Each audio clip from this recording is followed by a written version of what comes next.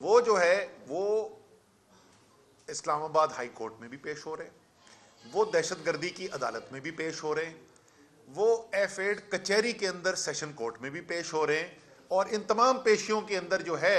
وہ میں ان کے ساتھ ہوتا تھا، تو اس لیے میں تو اینی شاہد ہوں کہ عمران خان جو ہے ان کو کہیں کسی عدالت میں جانے پر کوئی اعتراض نہیں تھا، ان کی کوئی انا کا مسئلہ نہیں تھا۔ لیکن 3 نومبر کو ایک منصوبے کے تحت عمران خان کے اوپر قاتلانہ حملہ کروایا جاتا ہے، عمران خان زخمی ہوتے ہیں، اور زخمی ہونے کے بعد وہ اپنی ڈاکٹرز کی ہدایات کے مطابق اس کے بعد سے کورٹس عدالتوں میں نہیں جا سک رہے ہیں، کیونکہ ان کی ڈاکٹرز کی ہدایات یہ ہیں کہ کوئی خطرہ نہیں مول لینا چاہیے، اور اس کے بعد سے وہ عدالتوں میں نہیں گئے ہیں، تو ان کی کوئی انا کا مسئلہ نہیں تھا۔ 23 نومبر کو اسی کیس کے اندر ہماری ضمانت ہوگی، کل ویسے اسی کیس کے اندر دہشت گردی کی عدالت میں میری پیشی بھی ہے کل اسلام آباد کے اندر۔ تو عمران خان کے اوپر جو بنیادی چیزیں، جو 2 چیزیں میں خاص طور پہ جن کے اوپر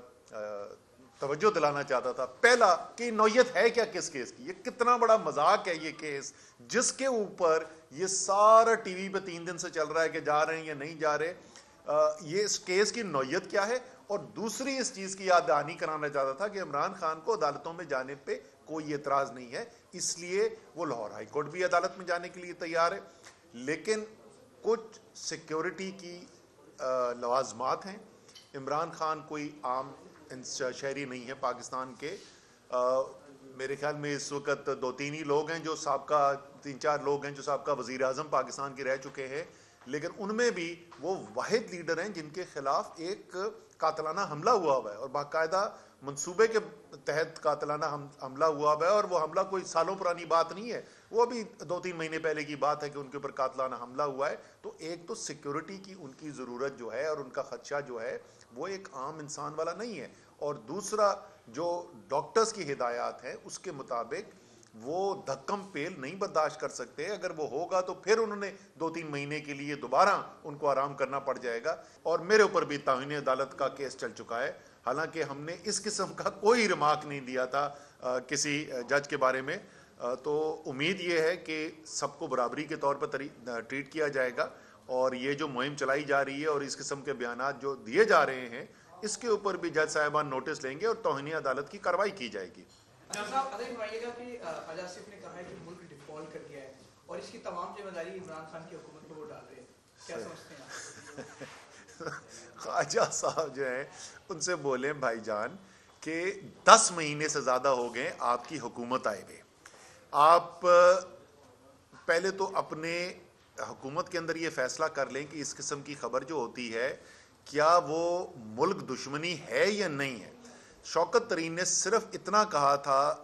وزرائے خزانہ جو ہے خیبر پر، سچ بتا دو اور حکومت کو لکھ کے یہ ہائی لائٹ کر دو کہ دیکھو پہلے بھی یہ جو 750 ارب روپے کا سرپلس آپ مانگ رہے تھے یہ ممکن نہیں تھا، اب تو سیلاب آنے کے بعد بالکل ہی ممکن نہیں ہے، اور وہ ان کے خلاف مقدمے درج ہو گئے، پرچے کٹ گئے، تو غداری کا مقدمہ اب سارے ملک کے اندر اگر یہ سنسنی پھیلا رہے ہیں، بلکہ دنیا کے اندر آپ کو پتہ ہے نا، بھارت کے اخباروں نے سب میں ہیڈنگ لگی ہوئی ہے کہ وزیر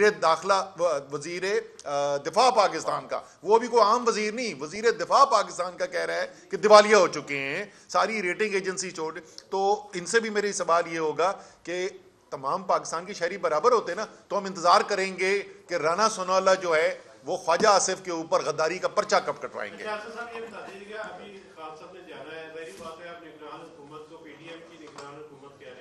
تو یہاں پولیس کی سیکیورٹی پہ نظر ہوگا، اپنی سیکیورٹی کی مکمل ہوگی جب اگر جائیں گے، اور دوسرا یہ بتا دیں کہ مہنگائی اس حد تک بڑھ چکی ہے کہ عام آدمی اب سیاست بھول چکا ہے اور اسے اپنی پڑ چکی ہے، تو ان حالات میں پی ٹی آئی کا کیا آگے لائی عمل ہوگا عوام کے لیے؟ دیکھیں پہلی بات تو جہاں تک آپ کی ہے، ہم کہہ نہیں رہے، وہ تو ہے ہی پی ڈی ایم کی نگراں حکومت، اس میں تو کوئی شک ہی نہیں ہے، اور سیکیورٹی کے انتظامات جو ہیں اس کے اندر ذمہ داری جو ہے پوری کی پوری حکومت کی بنتی ہے۔ جج صاحب نے اس دن بھی کہا تھا کہ جج صاحب جو ہیں وہ آرڈر کریں گے کہ سیکیورٹی جو ہے اس کو فول پروف بنایا جائے، تو وہ تو ذمہ داری ان کی مکمل طور پہ انہی کی بنتی ہے۔ لیکن آپ صحیح کہہ رہے ہیں، اور کہ مہنگائی سے اس وقت عوام پس چکی ہے اور اس وقت ان کی زندگی گزارنا مشکل ہو چکا ہے. غریب تو پہلے ہی پسا ہوا تھا, اس وقت متوسط طبقے کو سمجھ نہیں آ رہی کہ وہ اپنے اخراجات جو ہے وہ کیسے پورے کریں. اور ابھی تو اعلان ہوا ہے گیس کی قیمتیں 46% بڑھانے کا, ابھی بجلی کی قیمت بڑھانے کا اعلان ہوا ہے, پیٹرول کی ڈیزل کی قیمت ابھی بڑھی ہے, آج پھر اخبار میں لگا ہوا ہے کہ مزید پیٹرول اور ڈیزل کی قیمت بڑھنے کے لیے جا رہی ہے. تو یہ تو ایسی صورتحال پیدا ہو گئی ہے کہ عوام کی جو روزانہ کی روزمرہ کی ضرورت ہے وہ پوری کرنا جو ہے وہ تقریباً ناممکن ہوتا چلا جا رہا ہے. لیکن آپ نے یہ جو کہا نا کہ وہ سیاست بھول گئے, او بھائی یہ صورتحال ساری پیدا کیسے ہوئی ہے؟ یہ کوئی معاشی دنیا کے اندر بحران آیا تھا کہ جس کی وجہ سے یہ ہو گیا؟ اگر یہ کوئی معاشی بحران تھا تو یہ بنگلہ دیش میں کیوں نہیں ہو رہا, یہ بھارت میں کیوں نہیں ہو رہا؟ جس طریقے سے جب کرونا آیا تھا تو ساری دنیا کے اندر ہوا تھا, آپ کو نظر آتا تھا, ٹی وی کی اسکرینوں پہ نظر آتا تھا. آپ کو کہیں دنیا میں باقی کہیں سے مہنگائی کی خبر آ رہی ہے؟ کہیں آپ کو باقی پتہ چل رہا ہے کہ اس طریقے سے عوام پسے میں؟ یہاں تو سیاسی انتشار پیدا کیا گیا, رجیم چینج آپریشن کی سازش کی گئی, سیاسی بحران نے یہ معاشی بحران کو جنم دیا ہے. تو یہ سیاست سے الگ نہیں ہے, یہ براہ راست نتیجہ ہے اس سیاسی سازش کا, اس سیاسی انتشار کا جو پاکستان کے عوام کے ساتھ ایک بہت بڑا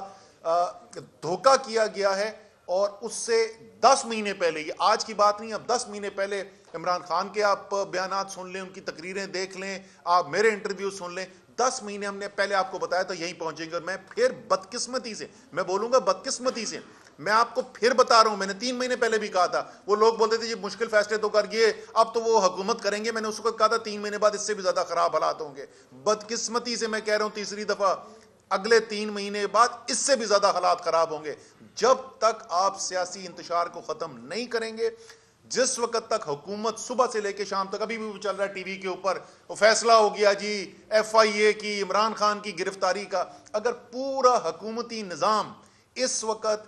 اس چیز کے اوپر لگا ہوا ہے کہ عمران خان کو گرفتار کیسے کرنا ہے, تحریک انصاف کے لیڈرز کے اوپر پرچے کیسے کاٹنے, گھر بیٹھے ہوئے نوجوان بچے جو ٹویٹیں کر رہے ہیں ان کو پکڑ کے کیسے جیلوں کے اندر ہم نے ڈالنا ہے, اور نہ کوئی یہ دیکھ رہا ہے کہ آٹا کس طریقے سے مہنگائی اس کی روکنی ہے, کس طریقے سے یہ جو پیٹرول اور ڈیزل کی قیمتیں آسمان سے باہر جا رہی ہیں ان کو کیسے روکنا ہے. تو یہ بہتری نہیں آ سکتی میرے بھائی, جب تک سیاست ٹھیک نہیں کرو گے معیشت ٹھیک نہیں ہو سکتی. آخری سوال, عمران خان صاحب کی ڈاکٹرز کے حوالے سے انہوں نے کیا کہا ہے کہ وہ ان کی طبیعت ٹھیک ہے, اور کیا پاکستان تحریک انصاف اتنا بڑا رسک لے گی چیئرمین کی صحت کے حوالے سے جو ایشوز ہیں انہیں اگر وہ ہائی کورٹ پیش ہوتے ہیں؟ دیکھیں جی, ان کی طبیعت نہیں, ان کی جو ہڈی کے اندر جو گولی لگی تھی وہ ابھی تک مکمل طور پر ٹھیک نہیں ہوئی ہے. آخری جو معائنہ کیا گیا تھا اس میں ڈاکٹر صاحبان کی رپورٹ موجود ہے, وہ ہائی کورٹ میں بھی پیش کر دی گئی تھی کہ ان کے پاس ابھی بھی خطرہ ہے. اگر ذرا سا بھی جھٹکا لگتا ہے, خاص طور اس کو لیٹرل موومنٹ کہتے ہیں, اگر ایسے ہوتا ہے تو وہ دوبارہ وہی صورتحال پیدا ہو جائے گی, پھر 2 سے 3 مہینے جو ہے ان کو چلنے کے مسائل ہوں گے. تو اس لیے آپ کا جو سوال ہے, قطعی طور پہ ہم یہ خطرہ نہیں لے سکتے کہ وہ دھکم پیل کے اندر جائیں, تو یہ تو بالکل ہمارے لیے ممکن نہیں ہوگا. شکریہ.